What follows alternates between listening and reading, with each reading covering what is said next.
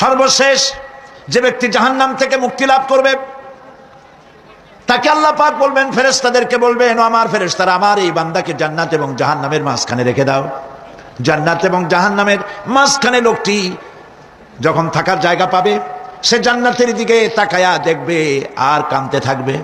আল্লাহ পাক জিজ্ঞেস করবেন, বান্দারে, যুগের পর যুগ ধরে জাহান্নামে কেঁদেছো, আমি রব্বুল আলামিন জাহান্নাম মাফ করে দিয়া জান্নাত জাহান্নামের মাঝখানে রেখে দিয়েছি, আযাব থেকে তো বেঁচে গেছো, এখন কান্দো কেন?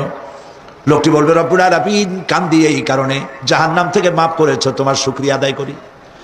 জান্নাত তো আমার কপালে নাই, কিসমতে নাই, কিন্তু জান্নাত আমি এখান থেকে দেখতে পাচ্ছি, জান্নাতের সুঘ্রাণ আমার নাকে আসতেছে, কপালে নাই যাওয়ার। আমি কাঁদি এই জন্য, তুমি যদি মেহেরবানি করে আমাকে জান্নাতের দরজার কাছে একটু দাঁড় করায় দিতা, প্রাণ ভরে তোমার জান্নাতের দৃশ্যটা একটু দেখতাম।